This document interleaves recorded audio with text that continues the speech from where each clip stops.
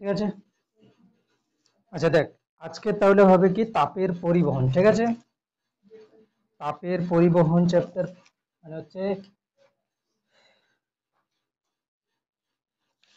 এই চ্যাপ্টারটা ছিল কি তাপের ঘটনাসমূহ, তার মধ্যে কঠিন, তরল এবং গ্যাসীয় পদার্থের প্রসারণ গুণাঙ্কগুলো পড়া হয়েছে, ঠিক আছে। আজকের পড়া হবে কি না তাপের পরিবহন, অর্থাৎ তাপ কিভাবে পরিবাহিত হচ্ছে, তাপের পরিবহন, ঠিক আছে। তো তাপের পরিবহন হচ্ছে কি, আমরা জানি কি সবসময় যে তাপ সবসময় কোথা থেকে কোথায় পরিবাহিত হয়, উষ্ণ বস্তু থেকে শীতল বস্তুতে, ঠিক আছে। তাপ সবসময় কি হচ্ছে না উষ্ণ বস্তু, এটা ধরো উষ্ণ বস্তু আছে, এখান থেকে তাপ পরিবহন হচ্ছে কোথায় না শীতল শীতল বস্তুতে। এটা সাধারণ কনসেপ্ট যে উষ্ণ বস্তু থেকে শীতল বস্তুতে তাপের পরিবহন হচ্ছে, মানে এর যদি উষ্ণতা T1 হয়, এর যদি T2 হয়, তাহলে এখান থেকে কি বলছি যে T1 is greater than T2, মানে কি তাপমাত্রা, তাপমাত্রা দিয়ে আমরা বলবো কি যে কে বেশি উষ্ণ বা কে শীতল, ঠিক আছে। তাপমাত্রা আমরা দিয়ে বুঝতে পারবো। এবারে এখান থেকে কি না উম, এবারে কথা হচ্ছে যে তাহলে উষ্ণ বস্তুতে বেশি তাপ আছে, শীতল বস্তুতে কম তাপ আছে, তাই তো? ঠিক, উষ্ণ বস্তুতে কম তাপ, উষ্ণ বস্তুতে বেশি তাপ আছে, শীতল বস্তুতে কম তাপ আছে। তাহলে যদি আমি বলি এত বড় একটা জলের ট্যাঙ্ক, ঠিক আছে, আর এটা হচ্ছে এরকম একটা ছোট জলের বালতি, ঠিক আছে। এখন কথা হচ্ছে যে এই যে যে বড় জলের ট্যাঙ্কটা আছে, এখানে অনেক জল আছে, আর এই ছোট জলের যে বালতিটা আছে সেখানে এর জলের তাপমাত্রা হচ্ছে 100 ডিগ্রি সেন্টিগ্রেড, মানে জল ফুটছে, এর তাপমাত্রা হচ্ছে 50 ডিগ্রি সেন্টিগ্রেড। এখন কথা হচ্ছে যে আমরা কোনো বস্তুতে কত তাপ আছে সেটা আমরা বুঝতে পারি H equals to M S T দিয়ে, বা H equals to M S T, কত তাপ যাচ্ছে সেটা বুঝতে পারি। তো এখানে কত হচ্ছে তাপ আছে এখানে সেটার যদি ক্যালকুলেট করি, এখানে দেখা যাবে হচ্ছে কি তাপ বেশি আছে, এখানে তাপ বেশি আছে কিন্তু উষ্ণতা কম হতেই পারে। কেন না, এখানে যত পরিমাণ জল আছে প্রত্যেকটা জলের কণাতে তাপ ধরে আছে, তাপের যে ধারণ ক্ষমতা সেটা আছে, কিন্তু ট্যাঙ্কের জলটার উষ্ণতা কম, এই বালতির জলটার উষ্ণতা বেশি। তাহলে এদেরকে যদি আমি জুড়ে দিই, তাহলে কিন্তু তাপ কোথা থেকে কোথায় যাবে, এখান থেকে এখানে যাবে। এই যে তোরা এক্ষুনি বললি না যে উষ্ণ বস্তুতে বেশি তাপ আছে, এই কথাটা ভুল। উষ্ণ বস্তুতে কম তাপও থাকতে পারে, মানে কোনো বস্তুতে কত তাপ আছে সেটা কিন্তু তার তাপমাত্রা নির্ধারণ করবে না। এই জলের ট্যাঙ্কে অনেক বেশি জল আছে, অনেক জলের কণাতে মোট যে তাপ আছে সেটা আমি ধরবো, কিন্তু এর উষ্ণতা 50 ডিগ্রি সেন্টিগ্রেড। এখানে কম জল আছে, প্রত্যেকটা জলকণার উষ্ণতা 100 ডিগ্রি সেন্টিগ্রেড করে আছে, কিন্তু এর মধ্যে যে তাপটা আছে, তাপের যে পরিমাণ সেটা কিন্তু কম, অথচ উষ্ণতা বেশি, ঠিক আছে। মানে এখানে এইটুকু জিনিস বোঝা যাচ্ছে যে কোনো বস্তু থেকে আরেকটা বস্তুতে তাপের প্রবাহ ওই বস্তুতে কত পরিমাণ তাপ আছে তার উপর নির্ভর করছে না, কিসের উপর নির্ভর করছে, উষ্ণতার উপরে। তাহলে এই উষ্ণ বস্তুর মধ্যে তাপ কম থাকতে পারে, শীতল বস্তুর মধ্যে তাপ বেশি থাকতে পারে, ঠিক আছে, মানে তাপ তাপ শক্তি যেটা। কিন্তু যদি এর তাপমাত্রা বেশি হয়, এর তাপমাত্রা কম হয়, তাহলে কি হবে, তবে গিয়ে এখান থেকে এখানে তাপ যাবে। তাহলে আমি কি লিখবো, তাপের প্রবাহ, তাপের প্রবাহ কোনো বস্তুতে কি পরিমাণ তাপ আছে, তাপ আছে তার উপর নির্ভর করে না, ঠিক আছে। তাহলে কিসের উপর নির্ভর করে, তাপের প্রবাহ নির্ভর করে, তাপের প্রবাহ কি না উষ্ণতার পার্থক্যের উপরে। তাহলে তাপের প্রবাহ বস্তুর উষ্ণতার উপর নির্ভর করে,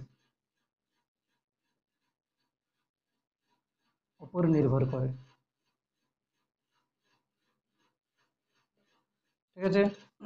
তাপের প্রবাহ বস্তুর উষ্ণতার উপর নির্ভর করে। তাহলে এখান থেকে বললাম কি যে উষ্ণ বস্তু হতে শীতল বস্তুতে তাপ প্রবাহ হবে, উষ্ণ বস্তুর তাপমাত্রা বেশি, শীতল বস্তুর তাপমাত্রা কম। তার মানে এই নয় যে উষ্ণ বস্তুতে বেশি তাপ আছে, কম তাপও থাকতে পারে, ঠিক আছে। প্রত্যেকটা কণাতে তাপমাত্রা বেশি, ঠিক আছে। এবারে কি এখান থেকে বলেছি কি যে তাপের প্রবাহ কোনো বস্তুতে কি পরিমাণ তাপ আছে তার উপর নির্ভর করে না, নির্ভর করে কি না উষ্ণতার উপর নির্ভর করে, ঠিক আছে। এটা লেখা হয়ে গেছে, পুরোটা লেখা হয়ে গেছে সবার। তারপরে হেডিং দে যে তাপের পরিবহন কাকে বলে। তাপের পরিবহন কাকে বলে?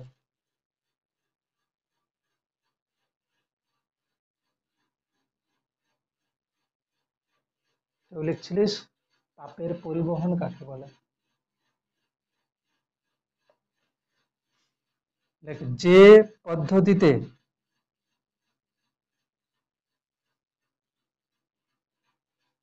যে পদ্ধতিতে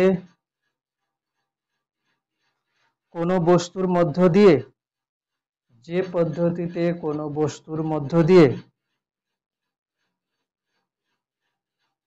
যে পদ্ধতিতে কোনো বস্তুর মধ্য দিয়ে এর উষ্ণতর অংশ হতে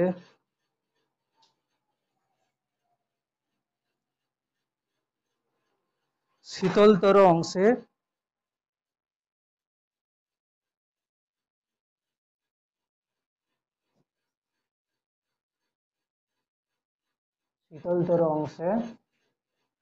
তাপ সঞ্চালিত হয়, শীতলতর অংশে তাপ সঞ্চালিত হয়,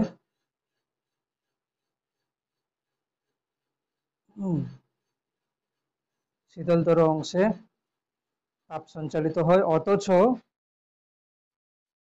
বস্তুটির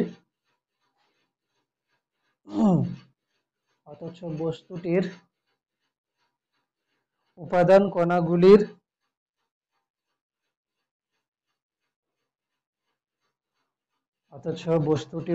কণাগুলির কোনো স্থান পরিবর্তন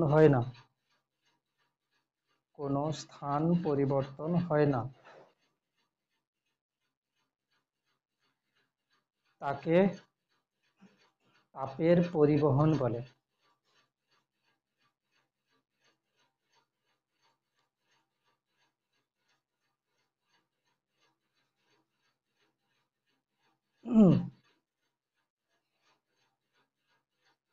অ্যাকচুয়ালি কোনো উষ্ণতর অংশ হতে শীতলতর অংশে তাপটা যে সঞ্চালিত হচ্ছে সেটা তিনটে পদ্ধতিতে হয়, তাই না। সেটা কি কি পদ্ধতিতে হচ্ছে? একটা হচ্ছে কি পরিবহন পদ্ধতি, আর একটা হচ্ছে কি পরিচলন পদ্ধতি,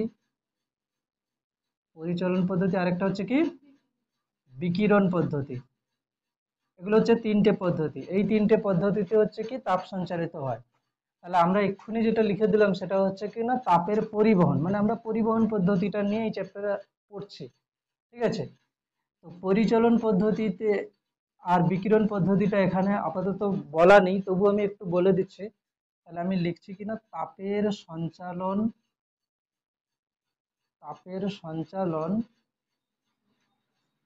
তিনটি পদ্ধতিতে হতে পারে। একটা হচ্ছে পরিবহন, একটা হচ্ছে পরিচলন, আর একটা হচ্ছে বিকিরণ।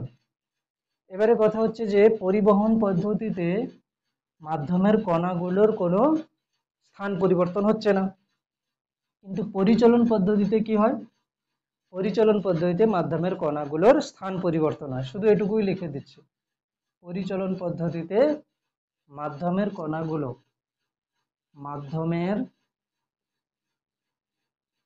কণাগুলির স্থান পরিবর্তন হয়।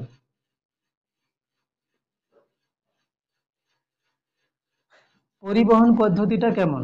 পরিবহন পদ্ধতিটা হচ্ছে কিরকম, ধর এখানে আমি একটা রড রেখেছি, ঠিক আছে, এই রডটার কি করেছি না, এই সাইডে আমি কি করছি না কিছুটা উত্তপ্ত করছি, ঠিক আছে, এই সাইডে, এই রডটার এই সাইডে আমি কি করছি, উত্তপ্ত করছি।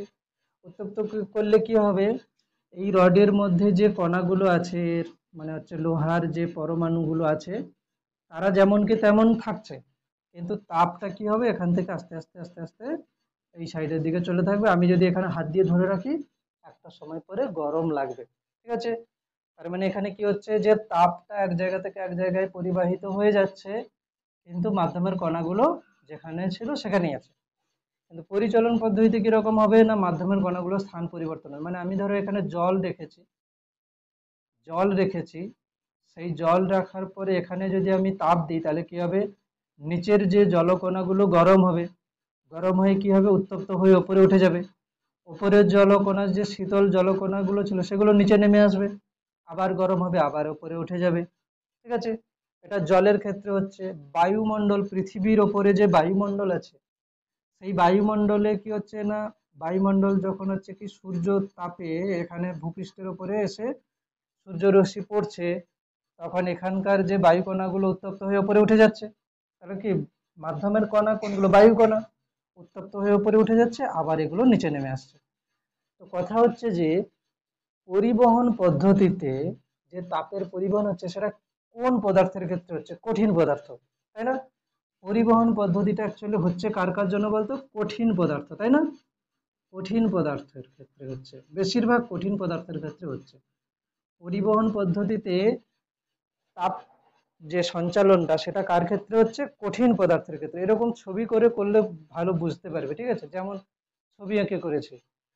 পরিচালন পদ্ধতিতে এরকম করে লাইন টেনে করেছি, তাহলে পরিচালন পদ্ধতি কার কার ক্ষেত্রে হতে পারে, বেসিক্যালি তরল আর গ্যাসীয়। কেন তরল এবং গ্যাসীয় কেন হচ্ছে না, তরল এবং গ্যাসীয় পদার্থের কণাগুলোই কেবল কি হয়, প্রবাহিত হতে পারে, তাই না, এক জায়গা থেকে আরেক জায়গায় যেতে পারে।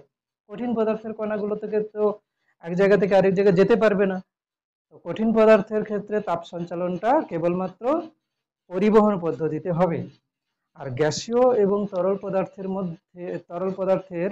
মধ্যে তাপ সঞ্চালনটা পরিচলন পদ্ধতিতে হবে। কেন কি, এর কণাগুলো এক জায়গা থেকে আরেক জায়গায় স্থান পরিবর্তন করতে পারছে।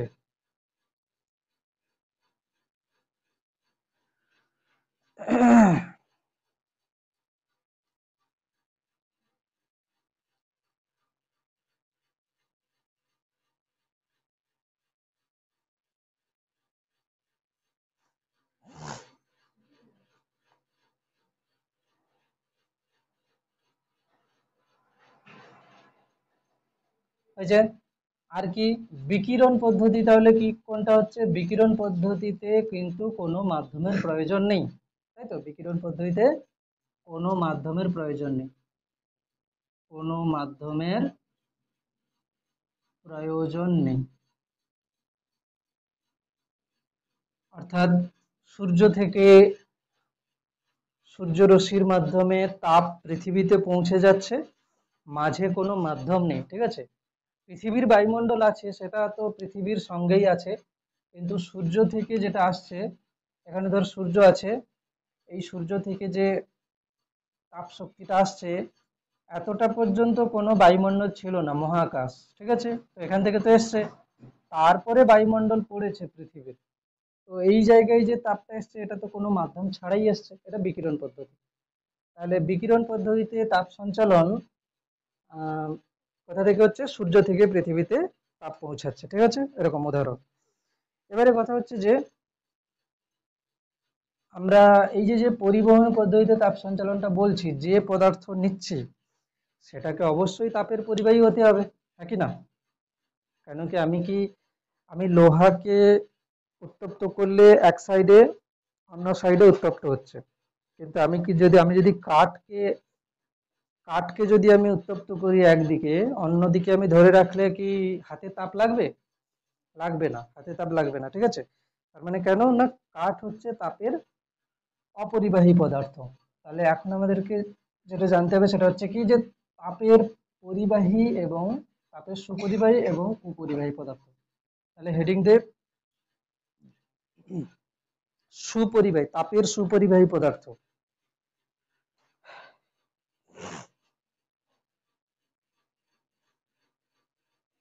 মানুষ তাপের সুপরিবাহী না কুপরিবাহী? সুপরিবাহী। ঠিক আছে।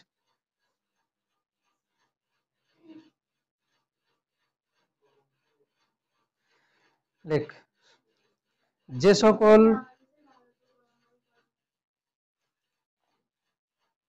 মানুষ তাপের সুপরিবাহী হওয়ার জন্য এত গরম লাগছে, ঠিক না হলে কিন্তু কি হতো, গরম লাগতো না। ঠিক আছে।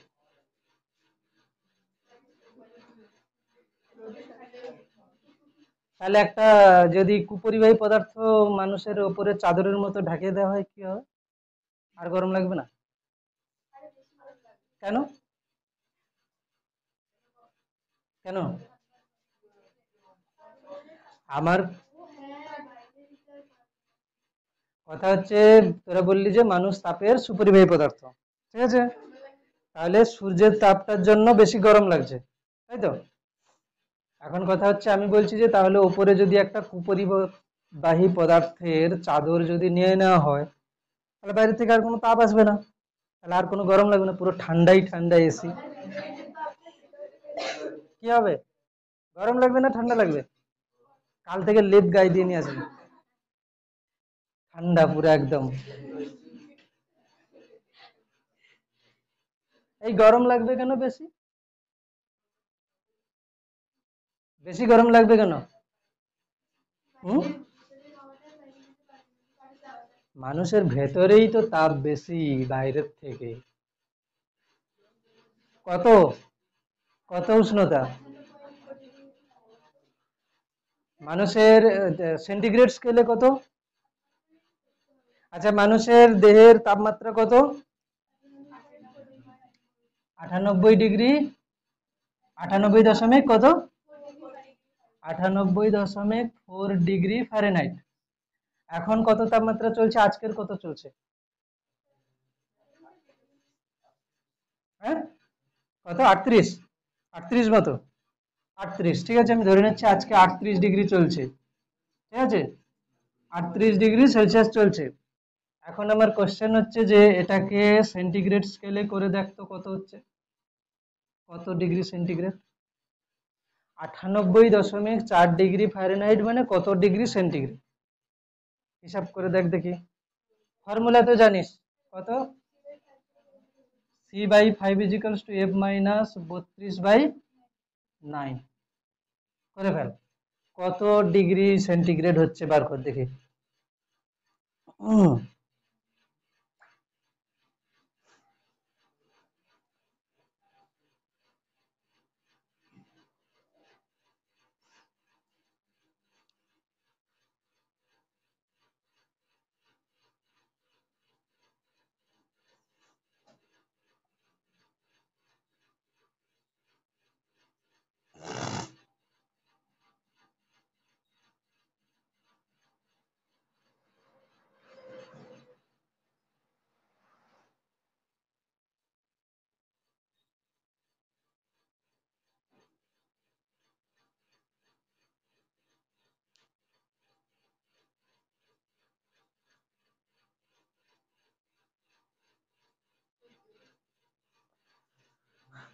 কত বেরিয়েছে?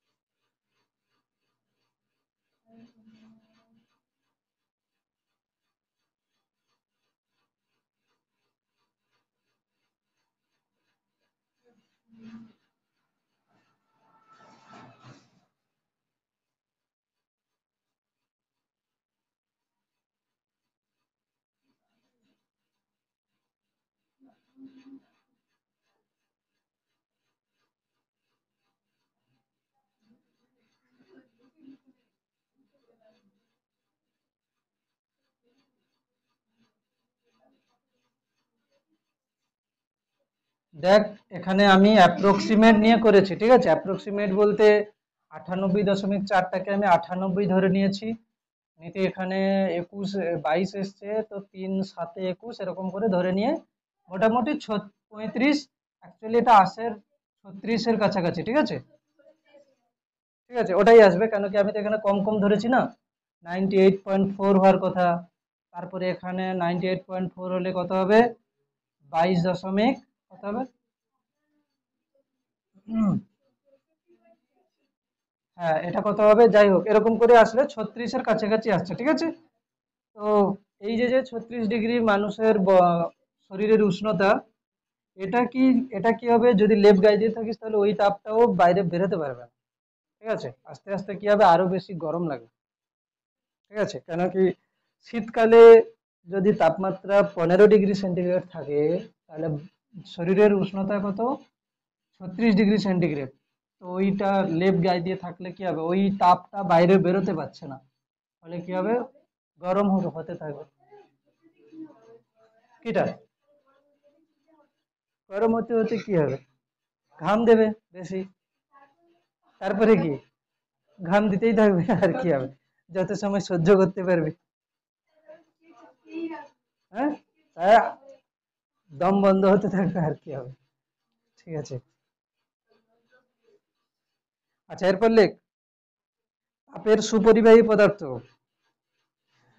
তাপের সুপরিবাহী পদার্থ যে সকল পদার্থের মধ্য দিয়ে বা যে সকল বস্তুর মধ্য দিয়ে, যে সকল বস্তুর মধ্য দিয়ে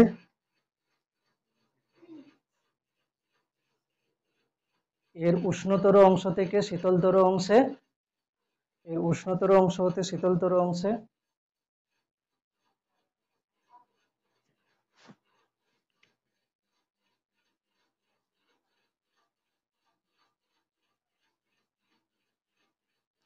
খুব সহজে তাপ পরিবাহিত হয়,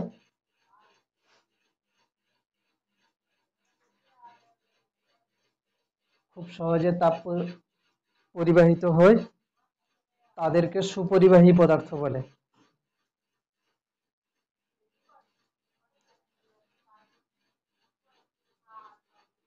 উদাহরণ কি হবে? সমস্ত প্রকার ধাতু হবে, ঠিক আছে? এখানে তামা, রূপা, ঠিক আছে, তামা, রূপো, অ্যালুমিনিয়াম, ঠিক আছে, ও অন্যান্য ধাতু, ঠিক আছে, ও অন্যান্য ধাতু। এরপরে তাপের কুপরিবাহী পদার্থ।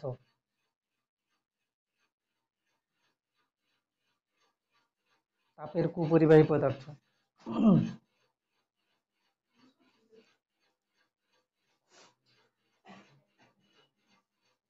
তাপের কুপরিবাহী পদার্থ। লেখ, যে যে সকল বস্তুর মধ্য দিয়ে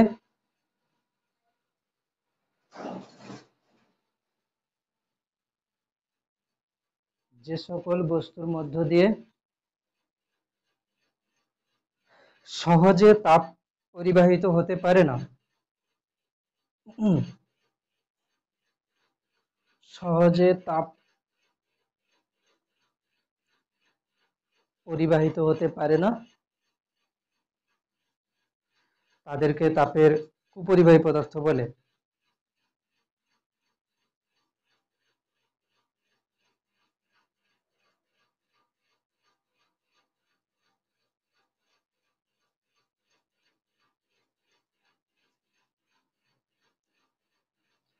উদাহরণ কি হবে? কাঠ,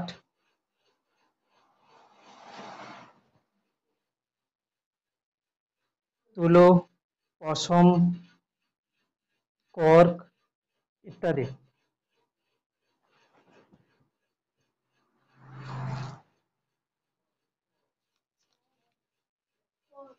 কি? কাঠ, তুলো, পশম, কর্ক, ঠিক আছে? এবার একটা জিনিস আছে কি না, বিভিন্ন পদার্থের তাপ পরিবহন ক্ষমতা বিভিন্ন হয়। এটা একটা পরীক্ষার সাহায্যে দেখাতে হবে, সেটা হচ্ছে কি ইঞ্জেন ইঞ্জেন হাউজের পরীক্ষা, ঠিক আছে। ইঞ্জেন হাউজের পরীক্ষা বলে লেখ বিভিন্ন পদার্থের লেখ বিভিন্ন পদার্থের তাপ পরিবহন ক্ষমতা বিভিন্ন হয়। বিভিন্ন পদার্থের তাপ পরিবহন ক্ষমতা বিভিন্ন হয়, তা ইঞ্জেন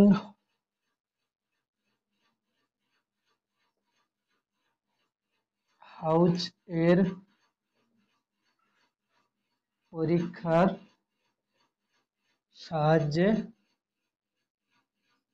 প্রমাণ, ঠিক আছে। এটা 2 মার্কসের পরে পরীক্ষাতে, ঠিক আছে। বিভিন্ন পদার্থের তাপ পরিবহন ক্ষমতা বিভিন্ন হয়, ইঞ্জেন হাউজের পরীক্ষার সাহায্যে প্রমাণ করতে হবে। কিরকম করেছে না,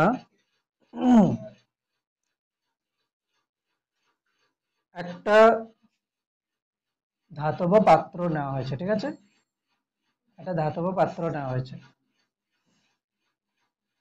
এই পাত্রের মধ্যে, ঠিক আছে, এই পাত্রের এই সাইডে কি করা আছে, পরপর এরকম 5টা 4-5টা এরকম ছিদ্র করা আছে, ঠিক আছে। 4-5টা ছিদ্র করা আছে, করে কি করেছে এর মধ্যে দিয়ে কি করেছে না, বিভিন্ন ধাতুর দেখা গেল হচ্ছে কি রূপ অ্যালুমিনিয়াম তামা এরকম করে নিয়েছে, ঠিক আছে। এরকম 5টা ধাতুর সমান দৈর্ঘ্য এবং মানে হচ্ছে বেধের সমান দৈর্ঘ্য এবং যে মানে হচ্ছে প্রস্থচ্ছেদের ক্ষেত্রফল হচ্ছে যেমন যতটা মোটা হচ্ছে, এরকম 5টা হচ্ছে কি আহ ধাতব দণ্ডকে এর মধ্যে বা বিভিন্ন পদার্থের দণ্ডকে এর মধ্যে প্রবেশ করিয়ে দেওয়া হয়েছে, ঠিক আছে। আর এটার মধ্যে কি আছে, জল আছে, ঠিক আছে, এটার মধ্যে জল আছে। এবার এটাকে কি করছে না, উত্তপ্ত করা হচ্ছে। আচ্ছা, এই যে যে ধাতব দণ্ডগুলোকে ভেতরে প্রবেশ করিয়েছে, এটা ধরো এতটা ভেতরে প্রবেশ করেছে, তার বাইরে কিছুটা অংশ আছে, ওই বাইরের অংশের উপরে কি করা হচ্ছে না, মোমের প্রলেপ দেওয়া আছে, ঠিক আছে। মোমের একটা প্রলেপ দেওয়া আছে।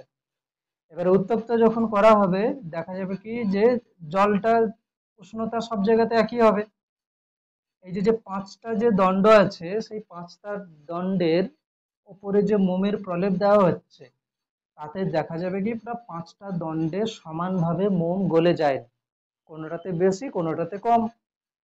তাহলে দেখা গেল হচ্ছে কি এখানে যে দণ্ডটা আছে সেটাতে ধর হচ্ছে বাইরে 5 সেন্টিমিটার পর্যন্ত মোম গলে গেছে, এটাতে ধরো গলেছে কত 2 সেন্টিমিটার পর্যন্ত, এটাতে গলেছে 7 সেন্টিমিটার পর্যন্ত। তাহলে এখান থেকে কি বুঝবো, যে যেটা বেশি মোম গলে গেছে সেটাতে তাহলে তাপ পরিবহনটা ভালো হয়েছে। ব্যাস, এইটা কে ইঞ্জেন হজের পরীক্ষা বলা হচ্ছে। বইতে আছে, একবার জাস্ট পড়ে নিতে পারিস, ঠিক আছে। তাহলে এখান থেকে কি বোঝা যাচ্ছে যে বিভিন্ন পদার্থের তাপ পরিবহন ক্ষমতা বিভিন্ন, ঠিক আছে।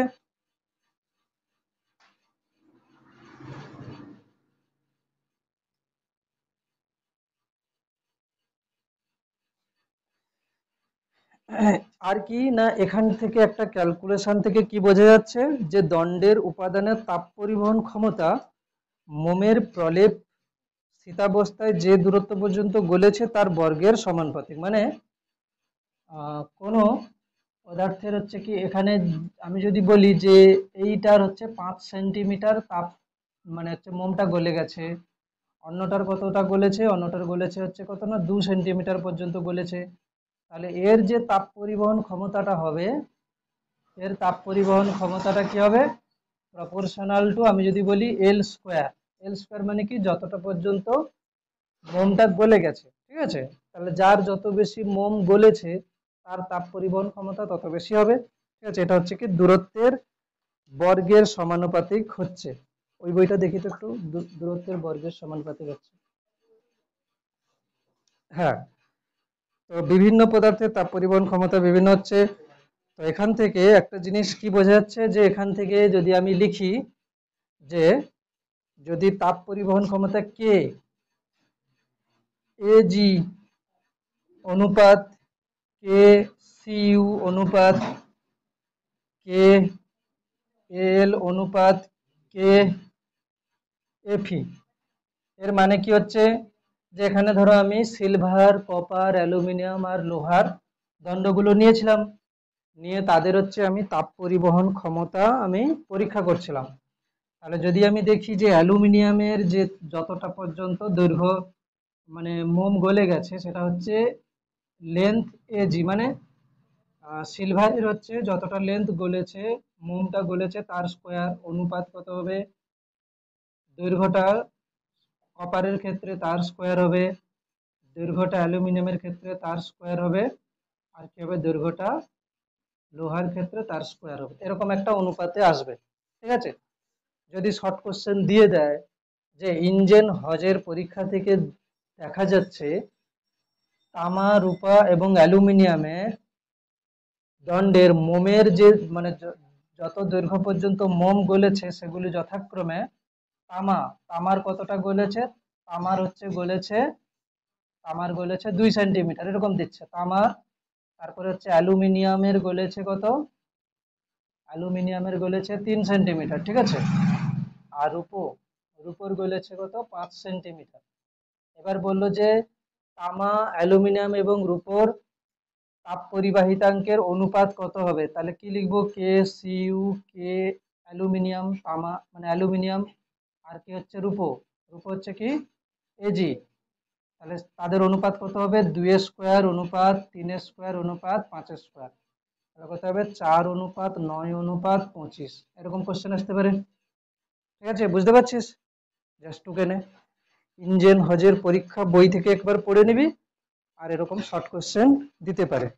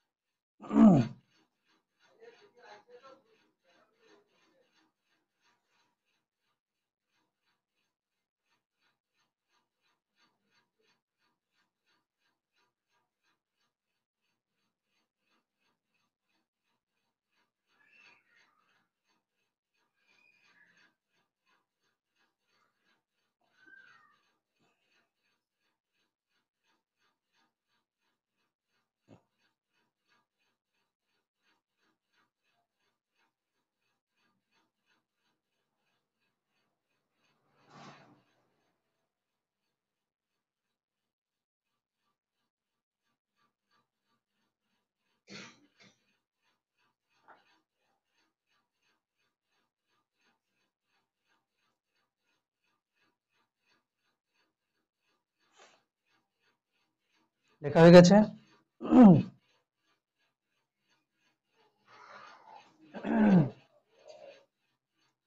এরপরে একটা পার্ট বাকি আছে, ওইটা পড়িয়ে দিলে শেষ হয়ে যাবে, চ্যাপ্টার শেষ হয়ে যাবে,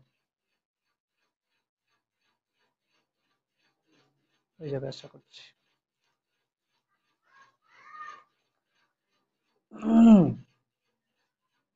হেডিং দে তাপ, তাপ পরিবাহিতা এবং তাপ পরিবাহিতাঙ্ক। ঠিক আছে, লেখ তাপ পরিবাহিতা এবং তাপ পরিবাহিতাঙ্ক।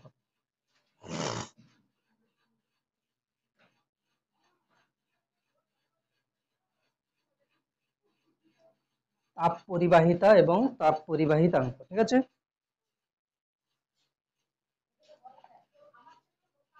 তাপ পরিবাহিতা এবং তাপ পরিবাহিতাঙ্ক। ঠিক আছে,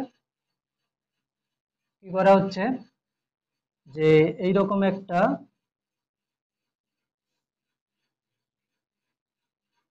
নিয়েছি এখান থেকে,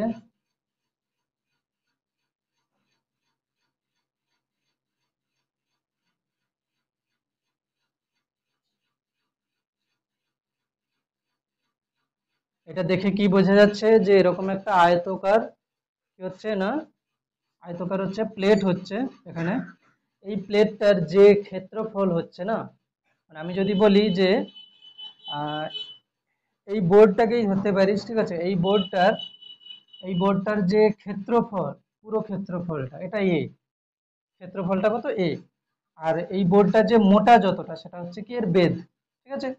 তাহলে কি হচ্ছে এর মানে এই সাইডটার যে ক্ষেত্রফল সেটা হচ্ছে কি এ ক্ষেত্রফল, ওই সাইডের ক্ষেত্রফলটাও এ হবে। আর বেধ বলতে কি এটা কতটা মোটা হচ্ছে, মানে এইটা, এটা হচ্ছে কি এর বেধ। হ্যাঁ মানে এই সাইডের ক্ষেত্রফল যদি এ হয়, ওই সাইডের ক্ষেত্রফলও এ হবে।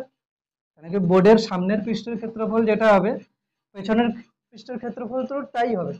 আর যেটা মোটা হচ্ছে বোর্ডটা সেটা হচ্ছে ডি। তো এরকম যদি হয়, এবারে কি হচ্ছে আমি যদি বলছি কি এই বোর্ডটার সামনের পৃষ্ঠের উষ্ণতা আমি ধরে নিচ্ছি কত থিটা 1, এখানে আমি ধরে নিচ্ছি একটা পৃষ্ঠের উষ্ণতা কত থিটা 1 ডিগ্রি সেন্টিগ্রেড, আর এই সাইডের উষ্ণতা কত থিটা টু ডিগ্রি সেন্টিগ্রেড হয়েছে। তাহলে এখান থেকে আমি ধরে নিচ্ছি কি যে থিটা 1টা বড়, থিটা 1টা হচ্ছে কি বড় হচ্ছে, এখান থেকে ধরে নিচ্ছে। তাহলে তাই যদি হয়, তাহলে তাপ কোন দিক থেকে কোন দিকে প্রবাহিত হবে, এই সাইড থেকে ওই সাইডে যাবে, ঠিক আছে। তো কথা হচ্ছে যে বলছে এখানে যে পরিমাণ তাপটা এই সাইড থেকে ওই সাইডে যাবে, সেই পরিমাণ তাপটা যদি কিউ হয়, সেই কিউটা কি রকম হবে, সেই কিউটা হবে কি না এদের মধ্যে যে উষ্ণতার পার্থক্য তার সঙ্গে সমানুপাতিক। মানে আমি যদি বলি যে উষ্ণতার পার্থক্য যত বেশি হবে তত বেশি তাপ যাবে, সহজ কথায় যদি বলতে চাই, উষ্ণতার পার্থক্য কত থিটা 1 - থিটা 2, তাহলে এখানে উষ্ণতার পার্থক্য যত বেশি হবে তত বেশি তাপ যাবে। আচ্ছা আরেকটা জিনিস ভাব, যে যত চওড়া জায়গা হবে এখানে তত বেশি তাপ যাবে, হ্যাঁ কি না। এই বোর্ডটা যদি ছোট হতো কম তাপ যেত, বড় হলে কি হবে বেশি তাপ যাবে। তাহলে কি হচ্ছে ক্ষেত্রফলের সাথেও সমানুপাতিক হবে না, বুঝতে পারছিস না, ক্ষেত্রফলের সাথেও সমানুপাতিক হবে। তাহলে কি কি হলো, যে যত বেশি উষ্ণতার পার্থক্য হবে তত বেশি তাপ যাবে, যতটা চওড়া ক্ষেত্রফল হবে তত বেশি তাপ যাবে। আচ্ছা এবার বল, এটা পাতলা হলে ভালো তাপ যাবে না বেশি মোটা হলে ভালো তাপ যাবে, পাতলা হলে ভালো তাপ যাবে। মানে কি, মানে এটা যদি মানে বেধ কম হয় তাহলে ভালো তাপ যাবে, মানে বেশি বেশি পরিমাণ তাপ যাবে, আর বেধ যদি বেশি হয় তাহলে কম তাপ যাবে। তার মানে কি হচ্ছে, যে তাপটা যাচ্ছে তার সেটা হচ্ছে কি না এর যে বেধ তার সঙ্গে ব্যস্তানুপাতিক হচ্ছে। তাহলে এইটাকে আমাদেরকে ভাষায় লিখতে হবে, ঠিক আছে। একে ভাষায় কিরকম লিখবো, লেখ, মনে করি এ প্রস্থচ্ছেদ এবং ডি বেধ যুক্ত, এখানে লিখছি মনে করি এ প্রস্থচ্ছেদ এবং ডি বেধ যুক্ত একটি আয়তকার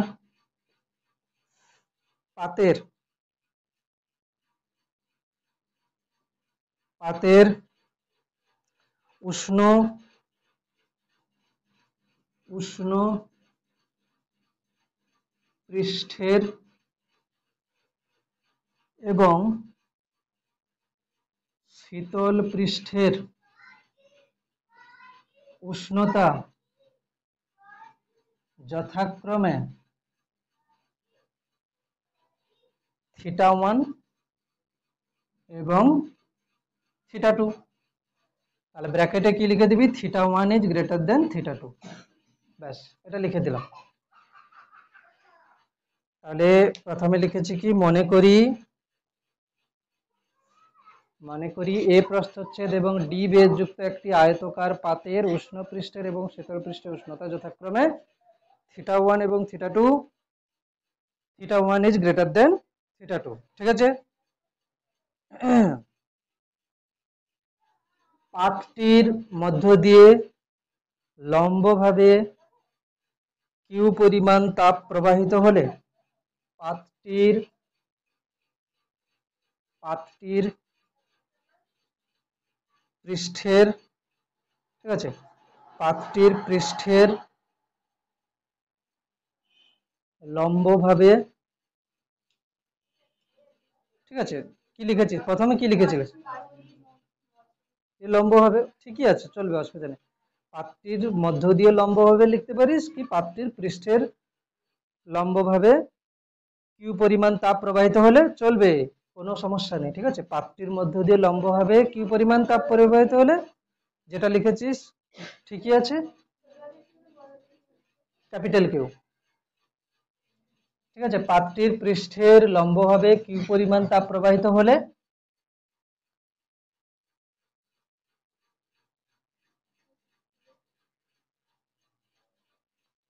কিউ পরিমাণ তাপ প্রবাহিত হলে নাম্বার 1 কি লিখবি, যে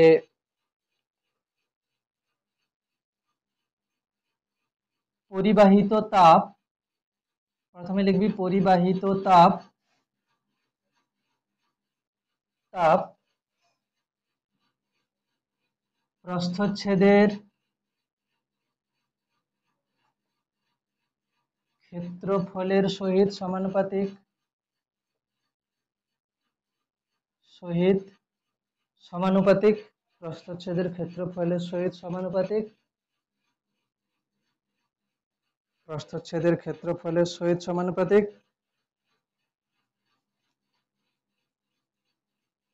সমানুপাতিক। নাম্বার 2 পরিবাহিত তাপ উষ্ণতার পার্থক্যের, ব্র্যাকেটে লিখে দিবি কি θ1 - θ2, উষ্ণতার পার্থক্যের সহিত সমানুপাতিক। নাম্বার 3 পরিবাহিত তাপ, পরিবাহিত তাপ কি লিখবো, বেধ, বেধের সহিত ব্যস্তানুপাতিক, বোঝা যাচ্ছে, ব্যস্তানুপাতিক, বেধের সহিত ব্যস্তানুপাতিক।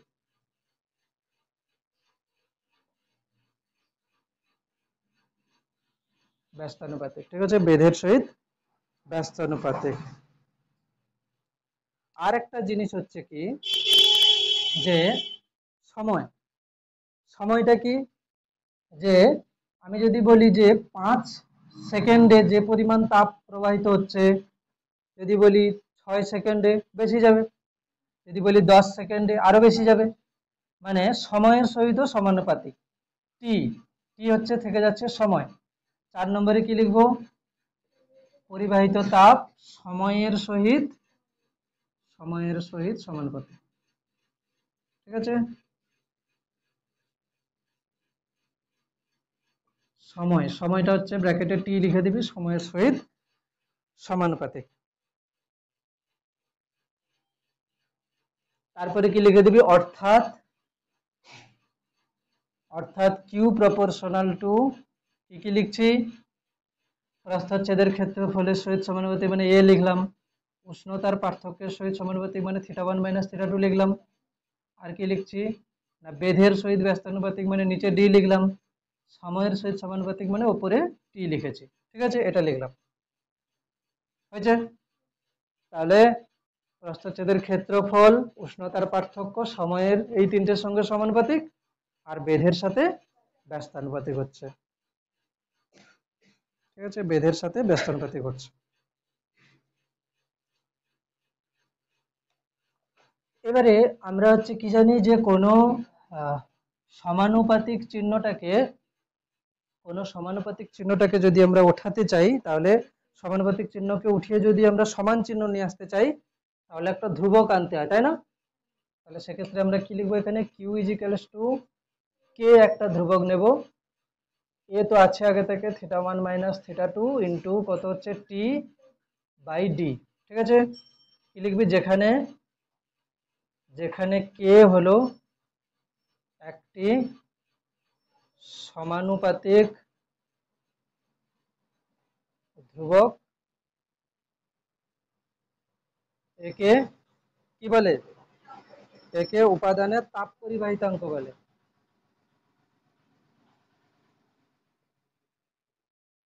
একে উপাদানের তাপ পরিবাহিতাঙ্ক বলে, একে উপাদানের কি বলে, তাপ পরিবাহিতাঙ্ক বলে, তাপ পরিবাহিতাঙ্ক বলে। ঠিক আছে, একে উপাদানের তাপ পরিবাহিতাঙ্ক বলে, যেখানে কে হচ্ছে একটি সমানুপাতিক ধ্রুবক, একে উপাদানের তাপ পরিবাহিতাঙ্ক বলে। ঠিক আছে,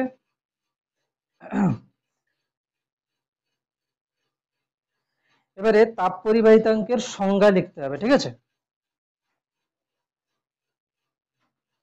তাপ পরিবাহিতাঙ্কের সংজ্ঞা আমি লেখার সময় একটা জিনিস কি করব, এখান থেকে যদি আমি বলি যে তাপ পরিবাহিতাঙ্কের আমি সংজ্ঞা লিখতে চাইছি কিরকম, না প্রথমে যদি আমি বলি যে এখান থেকে আমি এর ক্ষেত্রফলটাকে এক ধরে নিচ্ছি, মানে একক ক্ষেত্রফল। ঠিক আছে, ক্ষেত্রফলটাকে এক ধরে নিচ্ছি, উষ্ণতার যে পার্থক্য সেটাকেও আমি এক ধরে নিচ্ছি, এবং 1 সেকেন্ড সময়ে আর এর যে বেধ সেটাকেও আমি এক ধরে নিচ্ছি।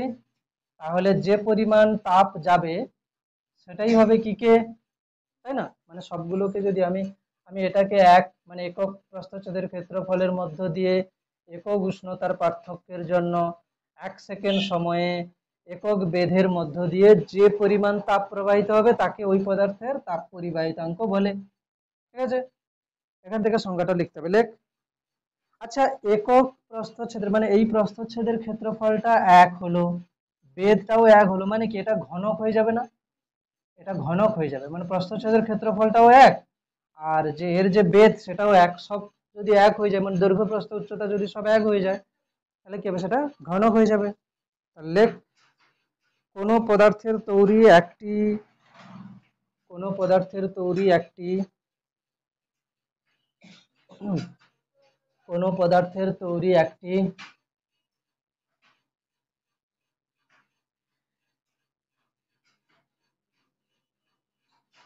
হয়েছে, কোনো পদার্থের তৈরি একটি একক ঘনকের, কোনো পদার্থের তৈরি একটি একক ঘনকের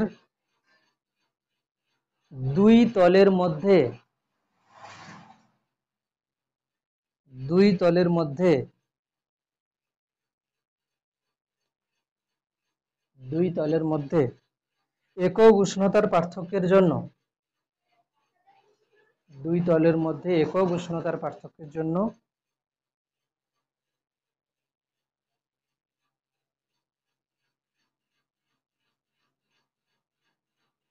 আচ্ছা, ওই তলদ্বয়ের মধ্য দিয়ে ওই তলদ্বয়ের মধ্য দিয়ে লম্বভাবে যে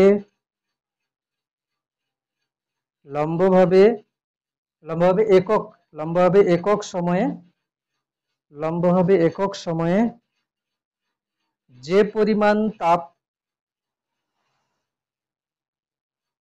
পরিবাহিত হয়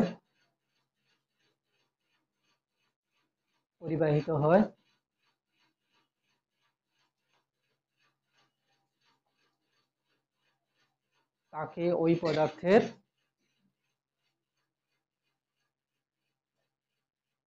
তাপ পরিবাহিতাঙ্ক বলে।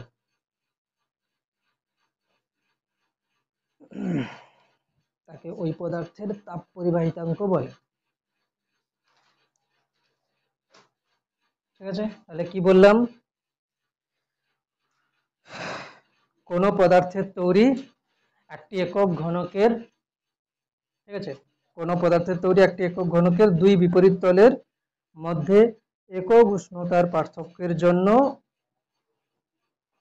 তার তলদ্বয়ের মধ্য দিয়ে লম্বভাবে একক সময়ে যে পরিমাণ তাপ পরিবাহিত হয় তাকে ওই পদার্থের তাপ পরিবাহিতাঙ্ক বলে। ঠিক আছে, তাপ পরিবাহিতাঙ্ক কি বিষয়ের উপর নির্ভর করবে, একটা স্টার চিহ্ন দিয়ে লিখে নেয়, কোনো পদার্থের তাপ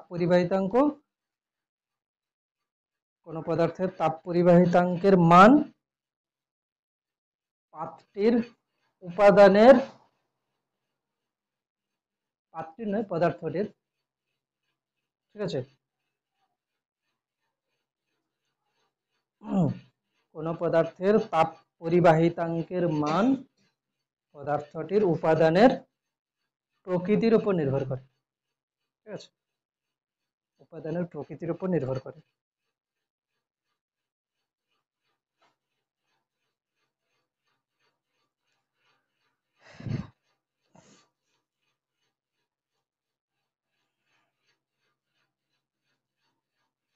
আর একটু বাকি থেকে যাচ্ছে, বলে দেবো কি 5 মিনিট লাগবে, বলে দেবো?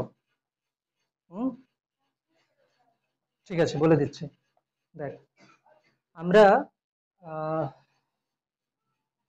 যখন হচ্ছে তোরা ওহমের সূত্র পড়েছিলিস, পড়েছিস কখনো ওহমের সূত্র পড়েছিস? এটা তোরা জানিস যে R equals to rho l by A, এটা জানিস? R equals to rho l by A, এটা জানিস? এটা কি বলতো? R equals to rho l by A হচ্ছে কি, ধর এটা হচ্ছে কোনো একটা তার, সেই তারের প্রস্থচ্ছেদের ক্ষেত্রফল হচ্ছে এ, এর দৈর্ঘ্য হচ্ছে কত, এল, ঠিক আছে? তাহলে এর যদি রোধ, মানে হচ্ছে এর রোধ আর হলে রোধটা হবে কি না, এর দৈর্ঘ্যের সহিত সমানুপাতিক এবং প্রস্থচ্ছেদের ক্ষেত্রফলের সঙ্গে ব্যস্তানুপাতিক। আর এইখানে একটা ধ্রুবক চলে আসবে কি, এখানে একটা ধ্রুবক চলে আসবে রো, রো এল বাই এ, ঠিক আছে? রো এল বাই এ। আর একটা জিনিস হচ্ছে কি, আমরা ওহমের সূত্র থেকে কি জানি, ভি ইজিক্যালস টু আই আর। এটা এটা জানিস কি না জানিস না? তাও জানিস না, কেন জানিস না আমি বুঝতে পারছি, কেন কি তোদের তড়িৎ প্রবাহ চ্যাপ্টারটা হয়নি, ঠিক আছে? তড়িৎ প্রবাহ চ্যাপ্টার হলে তবে গিয়ে বোঝা যায়।